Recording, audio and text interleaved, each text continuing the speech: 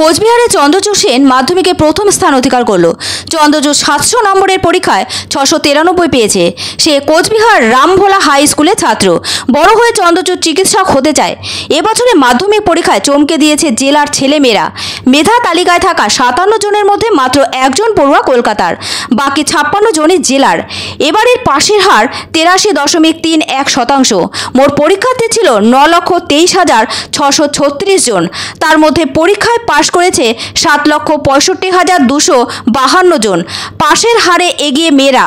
পাশের হারের শীর্ষে রয়েছে কালিম্পং জেলা, দ্বিতীয় স্থানে রয়েছে পূর্ব মেদিনীপুর, তৃতীয় স্থানে রয়েছে কলকাতা। এবারের মাধ্যমিক পরীক্ষায় দ্বিতীয় স্থান অধিকার করেছে পুরুলিয়া জেলা স্কুলের ছাত্র সাম্যপ্রিয় গুরু। তার প্রাপ্ত নাম্বার 692। তৃতীয় স্থানে রয়েছে 3 জন। এবছর 80 দিনের মাথায় ফল প্রকাশ করল মধ্যশিক্ষা পর্ষদ। পরীক্ষা শুরু হয়েছিল 2রা ফেব্রুয়ারি, পরীক্ষা শেষ হয় 12ই ফেব্রুয়ারি। মেধা তালিকায় সবচেয়ে বেশি নাম রয়েছে দক্ষিণ 24 পরগনা জেলার পড়ুয়াদের।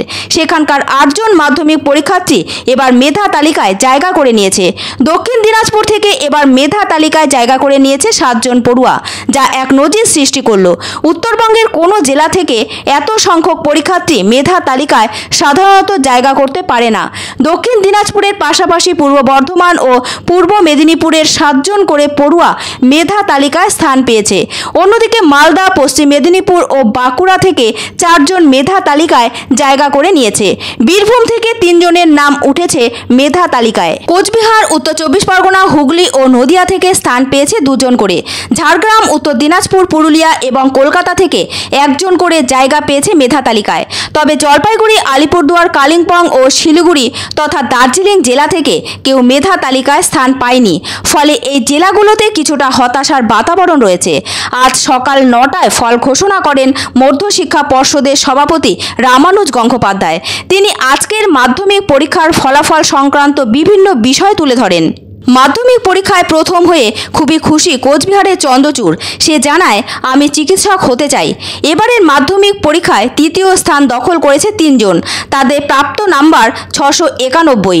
দক্ষিণ দিনাজপুর জেলার বালুরঘাট হাই স্কুলের উদয়ন প্রসাদ, বীরভূমের পুষ্পিতা বাসুরি এবং দক্ষিণ 24 পরগনা জেলার নরেন্দ্রপুর রামকৃষ্ণ মিশনের নৈনীত রঞ্জন পাল। অর্থাৎ এবছরের মাধ্যমিক পরীক্ষায় মেয়েদের মধ্যে প্রথম হয়েছে পুষ্পিতা বাসুরি। সে বীরভূমের ইলামবাজার বাসিন্দা।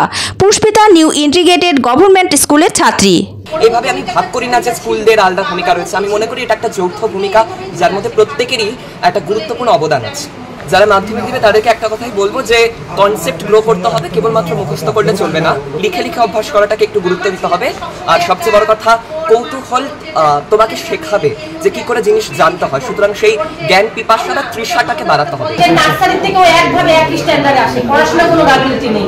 আমাদের এইটাই সারা পাড়া সবার মধ্যে একটা যে আশা, যে ও ছোটবেলা থেকে যেভাবে আসে মাধ্যমিকও জানি এইভাবেই চলে। ও যে মাধ্যমিকে জানি আমি একটু টিভিতে দেখতে পাই।